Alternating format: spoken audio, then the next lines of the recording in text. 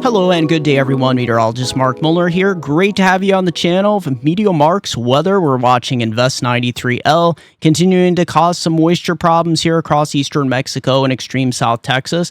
We'll take a look at all the details, what this system's likely to occur, and impacts of that tropical wave here across the southeast.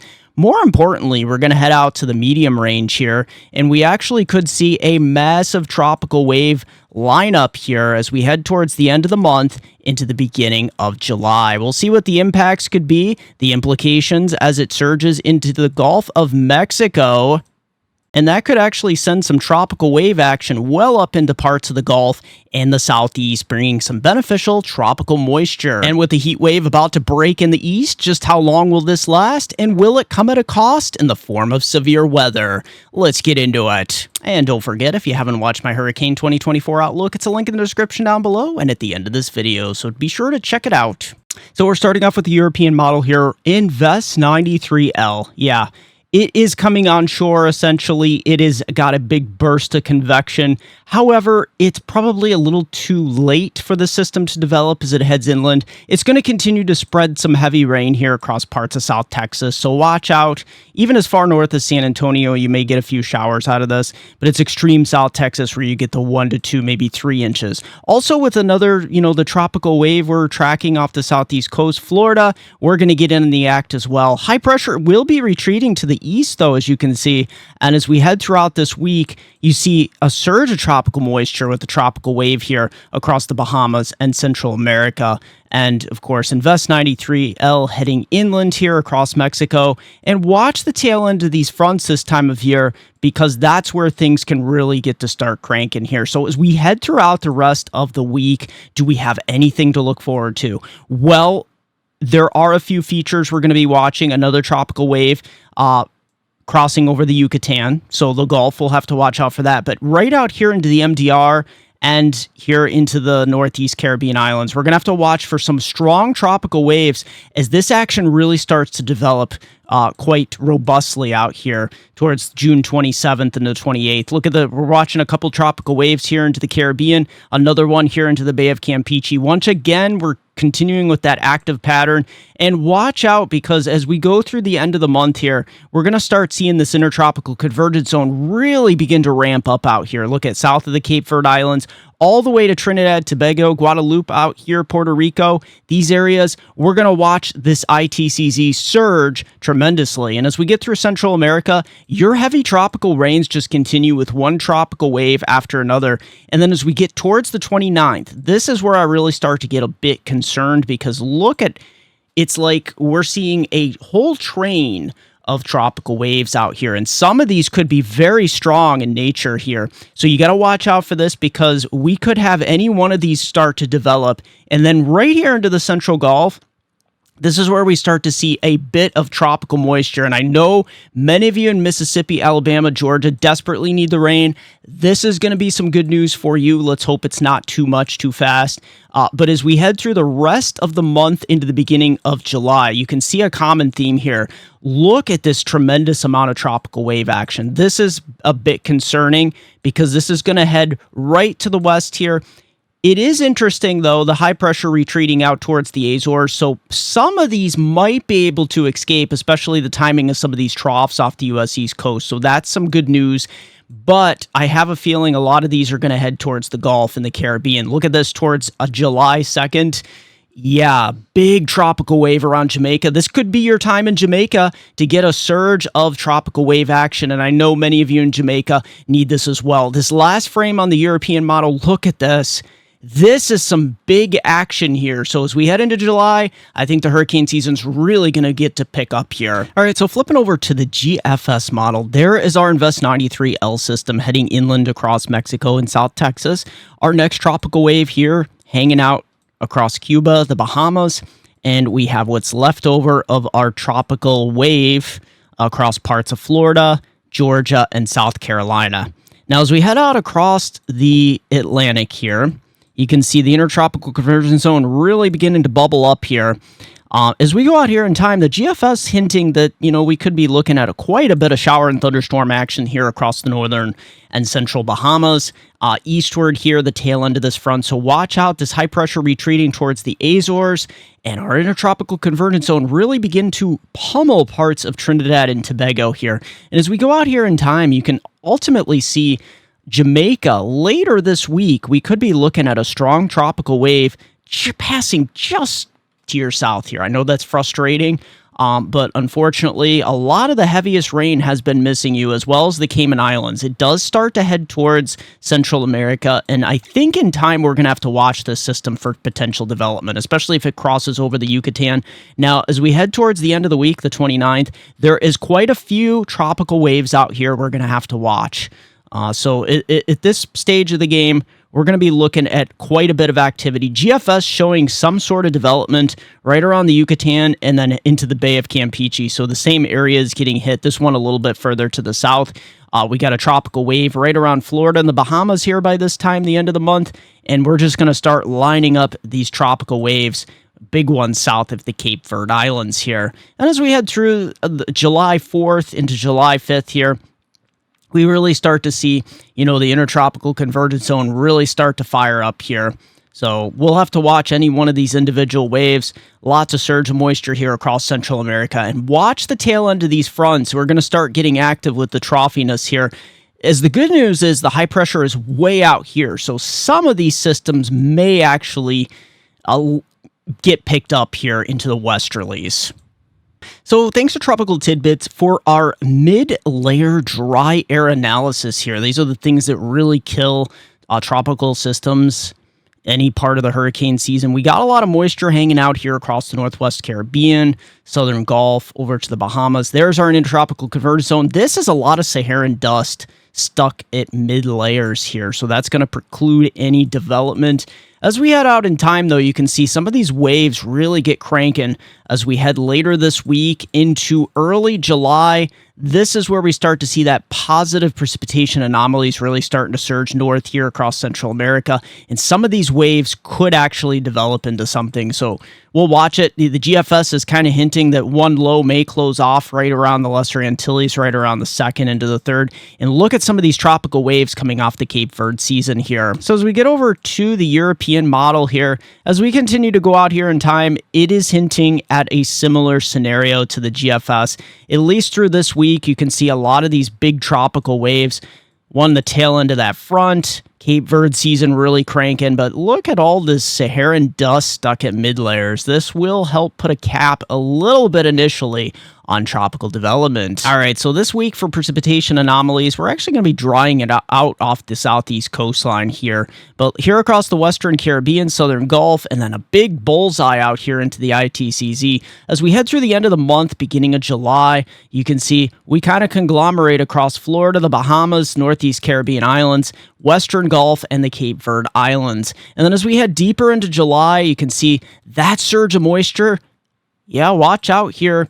I know you definitely need the rain here across the southeast, and it looks like you'll really start getting it cranking around mid-July here into early August. Look at this surge of moisture. And as we flip over to the CanSIPS model here for July, look at this.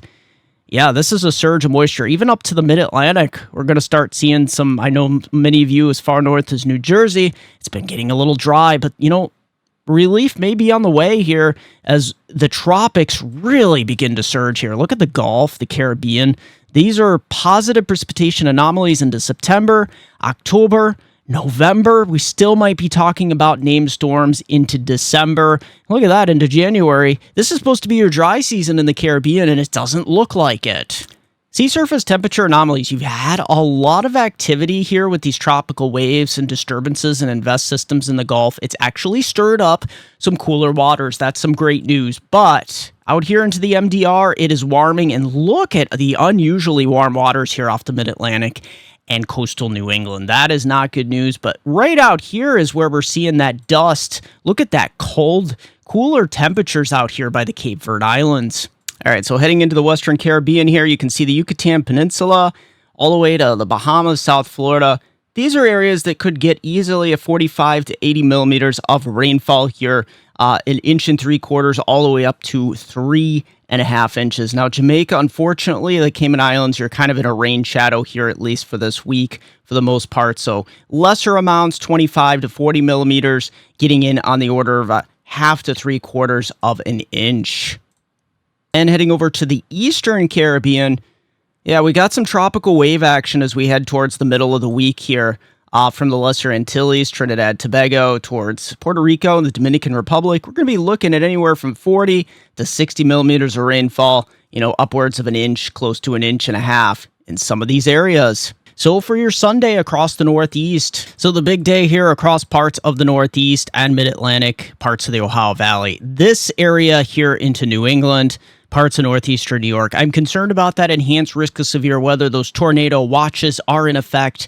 That is going to be a very rough afternoon and evening for much of the Northeast here, Ohio Valley, especially New England here, as we go throughout the rest of Sunday into Sunday night. And Monday, our attention's going to turn towards the upper Midwest here, parts of northern Minnesota and Wisconsin, the upper UP of Michigan here, and parts of the Carolinas, coastal areas could see some strong to severe thunderstorms. And then on Tuesday, we turn towards the Midwest and the lower Great Lakes, parts of Chicago, Des Moines, these areas just west of Detroit. Severe thunderstorms, maybe as far east as Cleveland, later Tuesday night. Yeah, so it's northern New England here that's going to really see the brunt of these horrible severe thunderstorms. Those tornado watches going into effect. So in the short term, we're going to watch this area for tremendous development as we head throughout the rest of your Sunday. So please heed those watches and warnings all the way up into parts of southern Ontario and Quebec as well.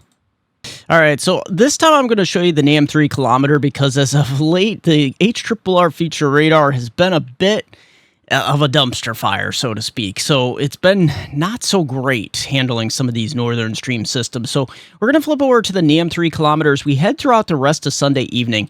Yeah, northern New England, southeast Canada, into parts of the Mid-Atlantic. I'm going to watch out for some strong to severe thunderstorms all the way down here into parts of the Ohio Valley and the Appalachians as well, the Mid-Atlantic. So watch out for this. Let me just zoom out here. You can see that activity as we head through 6 p.m., 7 p.m., 8 p.m., 9 p.m. Yeah, we could still see some stronger cells here developing. And look what drops in on Monday. We're going to start to see temperatures drop into the 70s. You can see this pivot, this precipitation moving through. So a bit showery at times here on the backside of this upper level low that's on the backside of this, and that pulls into New England. But look what we have developing. This could be a big MCS out here. Mesoscale convective system dropping out of Minnesota, Wisconsin. Here's 2 a.m. on early Tuesday morning, and this drops southward towards parts of Michigan. Let's just track this all the way down into parts of Ohio where it does start to weaken by 11 a.m. on Tuesday morning. So you'll be left over with some showers and thunderstorms moving into parts of the Ohio Valley. But look what starts to get cranking back here towards the Midwest here. We could have a couple different systems. This is the big one, and then another one developing here on the east side. So could be setting up for a very, very active Wednesday and Wednesday night across these areas. Now let's take a look at your tropical moisture here across the Gulf. South Texas to Florida here. We're going to watch this throughout the rest of your Sunday evening into Sunday night. This is where, Florida starts to get cranking with some of these thunder showers developing here, the Bahamas. And watch South Texas here because initially you get some of that moisture, but thankfully it doesn't look like you're going to see too much of a surge here with Invest 93L. But here across Florida, South Carolina, Georgia, watch out because you still could get some thunderstorms out of this. Let me just back this up here there's 9 p.m. on Monday night, and you could still see some shower and thunderstorm action. So picking up where the HRRR and NAM 3 kilometer, our mesoscale models left off, you can see here into the Northeast that system moving away.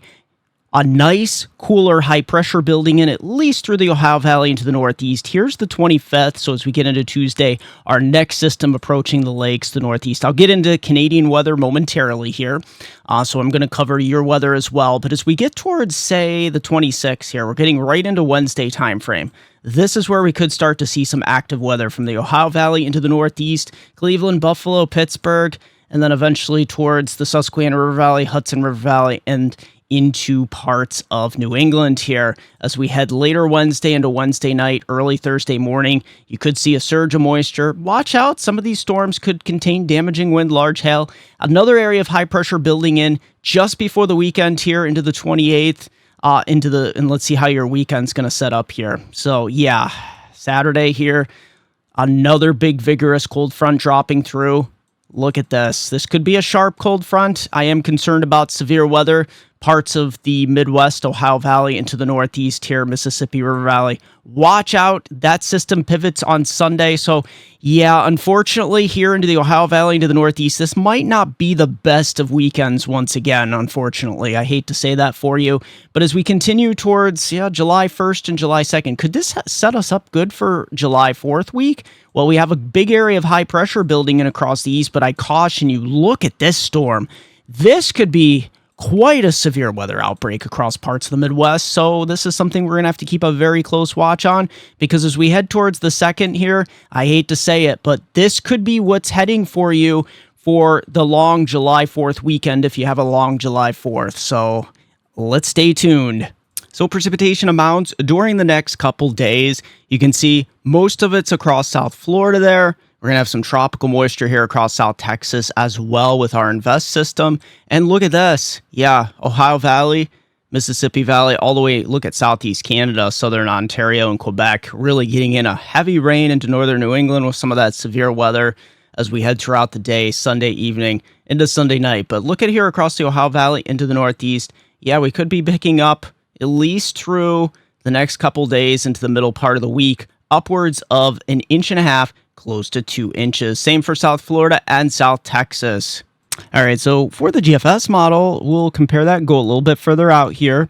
Precipitation amounts at least through early this week, 1/4 to 1/2 inch in the Ohio Valley and Northeast. Wednesday, we get a surge of moisture here. Look at, once again, we're seeing, South Florida, and then with our Invest system in South Texas here, some additional amounts of 1 inch or 2 here. And then look at this as we head throughout the next weekend and through the end of the month here. You can see what's going on. A very active weather pattern here across the Midwest, Northeast, Southeast Canada, and the tropics really beginning to open up. Look at here across the Southeast. You're actually getting some of those gully washers developing. So as we take a look at the upper air pattern through this week, you can see that troughiness kicking into the east here with breaking that heat wave. That's some great news as we get a little bit more active here with an upper level low developing here across eastern Canada. And picking up here on the CFS medium range climate model, let's see if there's any trends we can really hone in on here. The trend here through 4th of July into the second week of July is going to be that massive heat wave developing once again across the east with that massive ridge here all the way into eastern Canada. We start to see towards the middle of the month that start to break down again, but then another ridge replaces it with another trough, developing here towards the third week of July. So this could actually set us up for a much more active later part of July, but we'll have to watch this because this has been known to flip-flop quite a bit. So your Canadian weather forecast, let's take a look at Canadian weather here across all your provinces. We're going to be looking at some severe storms here across southern Ontario, Quebec, heavy rain, flooding potential the rest of Sunday into Sunday night, early Monday. That system pulls to the east. You see our next system, it is a broad upper level low across northern Ontario here. It's going to be swinging another cold front here through southern Ontario and Quebec throughout the 25th into the 26th. So that progresses to the east as a little bit weaker of a front. And then we build in some high pressure. Now we're going to have another low pressure, synoptic low moving up through the Canadian Maritimes here. So New Brunswick, Nova Scotia, these areas you could get clipped here, so watch out for that as we head in time here. So June 28th into the 29th, I am concerned about a potential severe weather heavy rain event here for southern Manitoba and Ontario. So watch out as we get our next storm moving through. It will provide some beneficial rain into those areas that saw those wildfires last summer. So that is some good news, but it's going to bring some inclement weather just in time for your weekend across Southeast Canada. And then on the 30th, the 31st, we build in some nice high pressure, but it's staying very active here across southern Manitoba and Saskatchewan here. So watch out. We're going to watch out for some tremendous amount of severe weather that heading towards the east, towards Ontario, July 2nd. In towards July 3rd with our next storm. So staying very active here across the southern Canada, especially southeast Canada. And the Canadian rainfall here, yeah, it's southeast Canada that's going to see the lion's share of this week, especially early week here, Sunday night into Monday. This is where we could see upwards of 90 to as much as 125 millimeters of rainfall. That's on the order of about 3.5 to close to 5.5 inches of rain. And look at this, as we head throughout the week, things get a little bit more active out here towards British Columbia and Alberta as well, and then up towards Hudson Bay. Anywhere from about 30 to 50 millimeters, with locally higher to 70 millimeters potentially. So out here into the Western Pacific, we actually are watching Invest 97W. And let me just zoom in here. Here's Vietnam. Here's the coast of Vietnam, and here's South China. We're looking at it right here in the South China Sea. So will this system develop? Well, it's going to sit here and spin over the next couple days. You can see it's got a lot of moisture with it, but it doesn't really have a lot of strength going with it here throughout the week. It's just going to be a big old rainmaker. Even if it does develop into a tropical depression or tropical storm, I don't think typhoon is in the offing. And as we head in time here, things really do start to dry out towards the 28th into the 29th. As we look out here into the intertropical convergence zone, yeah, you got some tropical waves and lots of monsoon moisture flowing across the Philippines all the way up to Japan here. But I really don't see anything in the way of development. This is so strange. Now, as we head towards, say, July 1st, we do start to get much more tropical disturbances out here. So we're going to have to watch as we head into July, because I think we have a much better chance that one of these could develop into a named tropical storm. I got plenty more weather for you in just a moment, but take a look at my affiliate. Do you want some awesome maps? Check this out. I am proud to announce that I am now an affiliate with Trilogy Maps. TrilogyMaps.com, bringing you the most digital, customizable maps found nowhere else on the internet. These maps are simply stunning. It's an advanced layering system that makes these maps great for making forecast maps with ease, or any other maps that you would like to display important information on. The resolution on these maps is simply amazing. From the detail of everything here in the States, and you can also create stunning, digital, professional layered maps from also across the entire world. And don't forget, in checkout, the discount code option, use my code, MeteoMark, hit apply, and you will get 20% off your order. So if you want the most professional, customizable, and affordable weather maps found nowhere else on the internet, look no further than TrilogyMaps.com. Link in the description down below along with your discount code. So the big story with temperatures here is going to be the breaking heat. Look at this, the Ohio Valley into the northeast, many areas getting down into the 70s and even some upper 60s here in northern New York and northern New England for Monday. But don't hold your breath. Look at this heat building. Back west and south again into the triple-digit heat. You can see, wow, look at this. Much of the deep south into the central states flipping into the triple digits as well. So please watch out. You know, it's going to be on the rise again into the 80s into the northeast. Look at that. Coastal cities getting into the 90s again. 80s across the lakes and the Ohio Valley. And as we head throughout the week here, you can see Thursday we have another cool shot. Look at that, 70s there across the Midwest, lakes, and Northeast. That's some great news, you know, getting in on this. But the problem is we've got a very sharp temperature contrast, and that it won't take long to get those 90s. Look at this, next Saturday, June 29th, 90s back into parts of the Ohio Valley, into the Northeast. Extended forecast from our hometown viewers, Binghamton to Scranton, Upper Susquehanna River Valley, New York, and Pennsylvania. The great news is, yes, we're going to be breaking the heat. We do have to pay a price, though. Sunday evening, Sunday night, we could see some strong to severe thunderstorms. And on Monday, we get some residual scattered showers and thunderstorms. But look at that. Highs in the low 70s for Monday. Tuesday, warmer, mid-80s. I know we're heading back towards the upper 80s, near 90 for Wednesday, but showers and thunderstorms. We cool it down again for Thursday behind that cold front, 70s. And then look at this, Friday towards the weekend, we start to warm it back up into the upper 80s with a chance of showers next Saturday. As always, thank you for joining me for this edition of MeteoMark's Weather. Also, don't forget to join me on Facebook at MeteoMark, also Weather Northeastern, also Twitter at Weather Eastern. Don't forget it's MeteoMark.com, and don't forget, if you want to send me a coffee, there is a link, super thanks. You can smash that super thanks button or my PayPal link in the description down below.